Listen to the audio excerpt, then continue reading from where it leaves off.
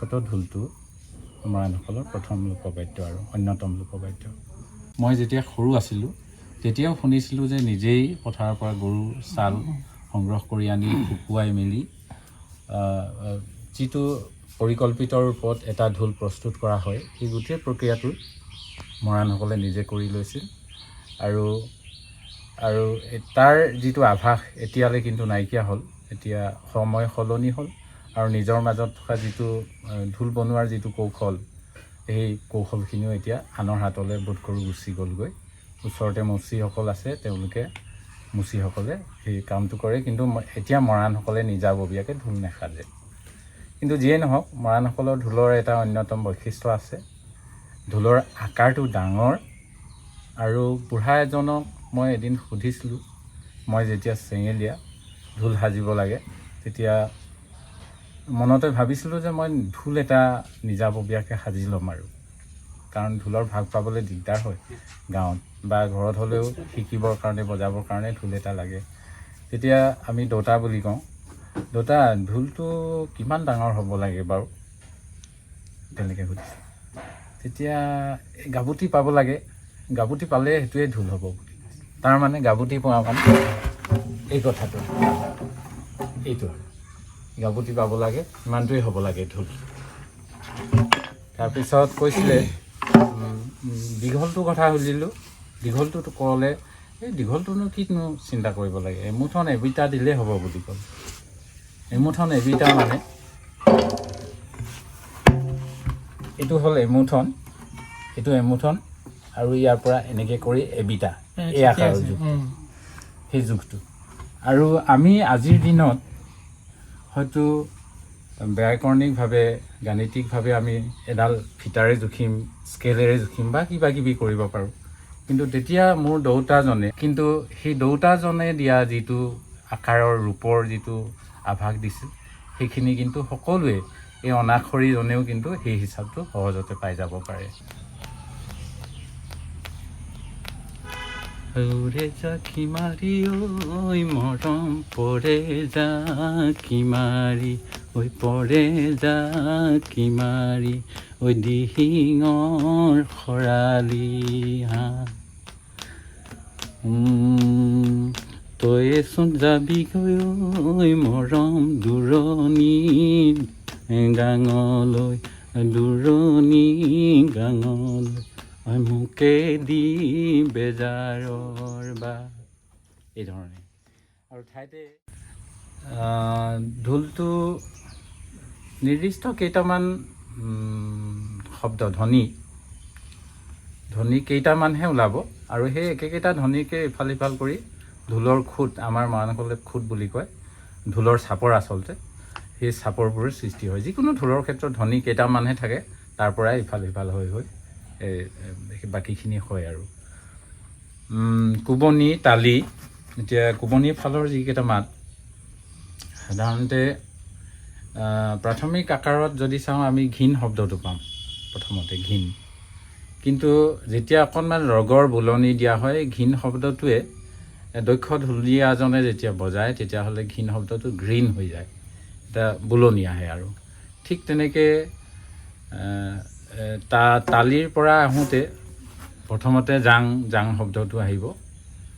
এই ঘিণ জাং, খিত জাং, এইকেইটা শব্দৰ পৰাই সাধাৰণতে ঢোলৰ বাকী শব্দ যিবোৰ ধ্বনি আহিছে সেইবোৰ প্ৰকাৰান্তৰে দীঘল হৈ গৈ আছে। আৰু আমি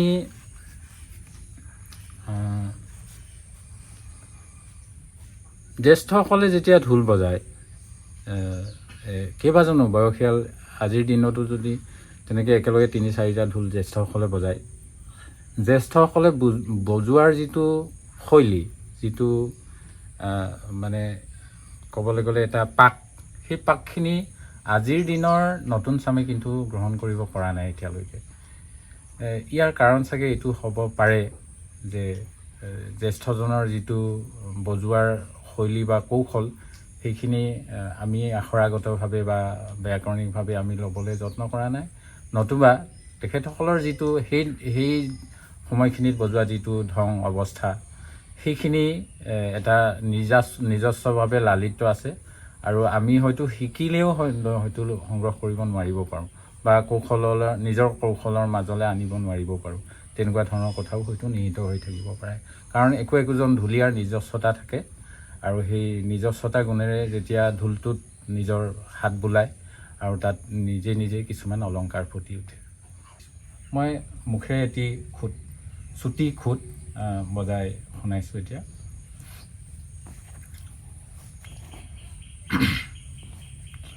ঘিনিত খিতি টিঘিন যাং জাং ঘিনিত খিতি টিঘিন যাং জাং ঘিনিত খিতি টিঘিন যাং ঘিন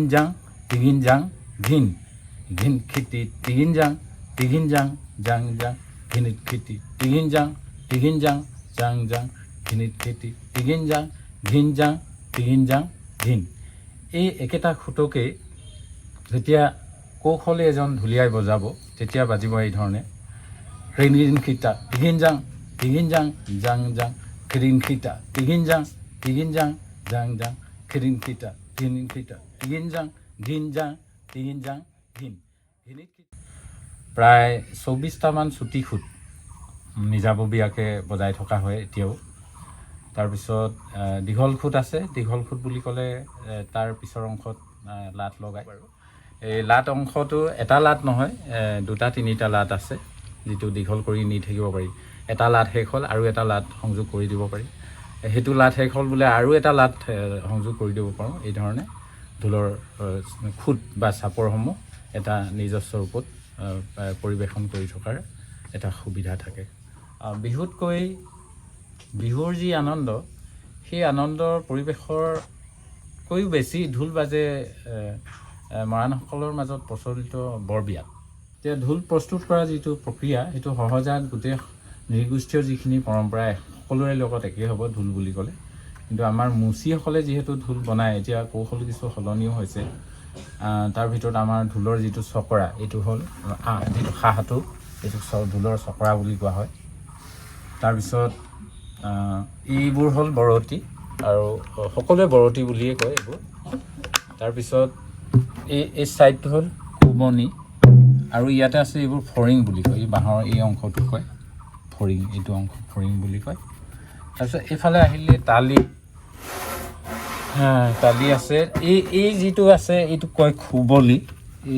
এই অংশটো 1 ইঞ্চি জোখৰ যিটো, এইটো আছে খুবলি বুলি কয়। তাৰপিছত ইয়াতে আছে আৰু এক প্ৰকাৰ ফৰিং আছে, এইটো বাঁহৰ ফৰিং।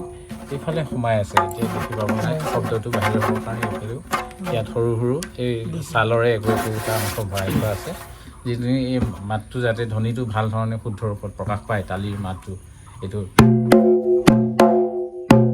এই মাতটো ওলাবৰ কাৰণে ধুনীয়াকৈ সোমাই দিয়া হয়। আৰু যিটো ঢোল ধুনীয়াকৈ বাজে, সেই ঢোলৰ হেৰিখিনিত সাধাৰণতে কি হয়, ছালখন বেছি দিনৰ হ'ব লাগে বুলি কয়, বেছি দিন থকা বা বেছিকৈ ৰ'দ পোৱা জাতীয় হ'ব লাগে। তাৰ মজবুতিটো ভাল হয় চাগে, লিকটীয়া হয়, আৰু সেইকাৰণে হেৰি লয়। আৰু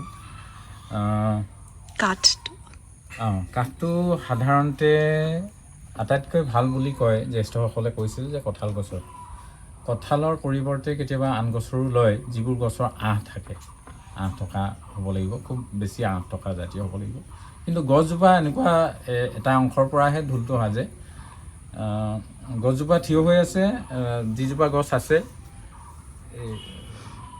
বৰষুণৰ যিটো চিটিকণি, বৰষুণ আহিলে তাৰ চিটিকণিটো যি অংশলৈকে গছজোপাত পৰিছে, ধৰা হওক এই বৰষুণ আহিছে বোলে, চিটিকণি পৰিছে, এটা নিৰ্দিষ্ট অংশ, কিন্তু এই অংশটো ঢোল নলয়, তাৰ ওপৰৰ অংশৰ পৰাহে ঢোল সাজে। অসমৰ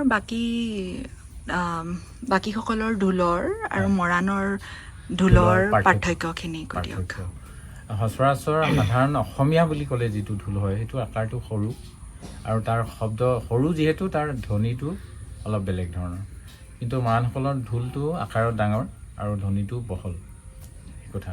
আৰু ঢোলৰ চাপৰৰো পাৰ্থক্য, বহুতেই বেছি পাৰ্থক্য আছে।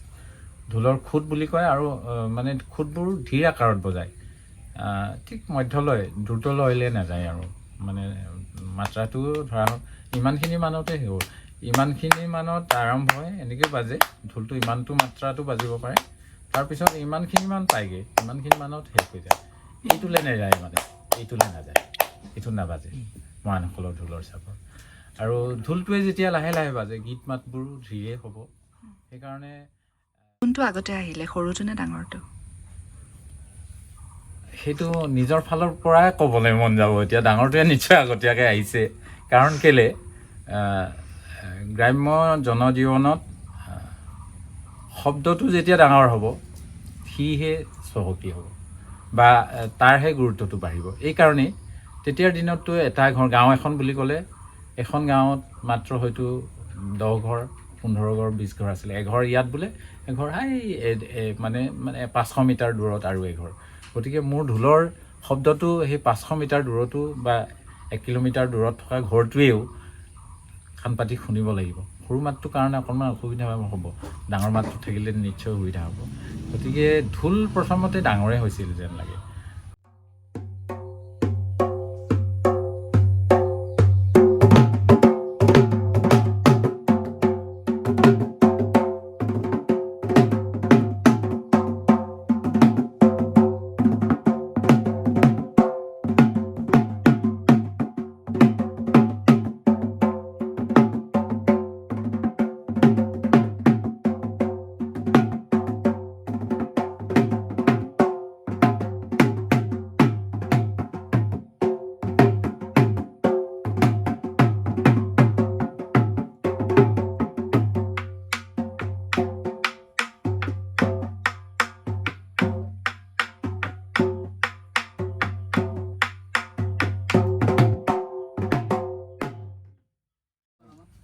এতিয়া তই প্ৰথমে ইয়াতে ধিনজাং কৰিলি, তই ঠাইতে কৰি থাকিবি, অকল কঁকাল ভাঙিবি, খোজ নলবি ঠাইতে। ইয়াতে ক'তো যাব নালাগে, ঠাইতে মাৰ। অঁ, ঘূৰি নাই খোজ নলবি, একবাৰ দেখাই দিব লাগিব।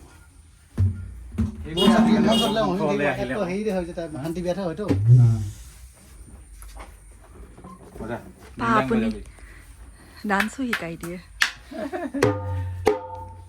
আগতে খুহুতীয়াৰ ওপৰত মাৰিব লাগিব নেকি?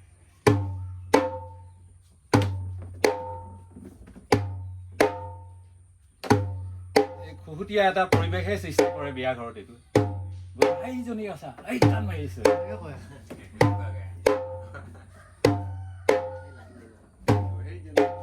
হ'ল ন? বজা নেক্সট বজা।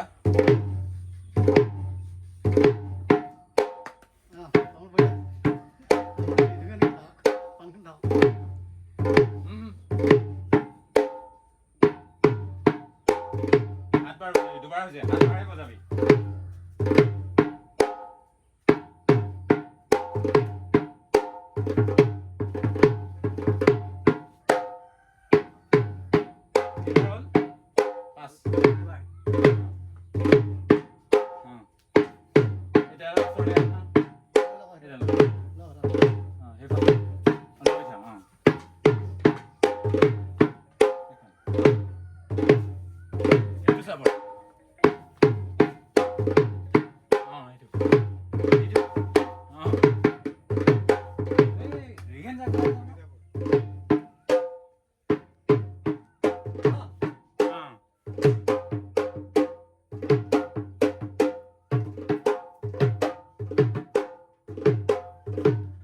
ইমানেই বছ, আকৌ ইমান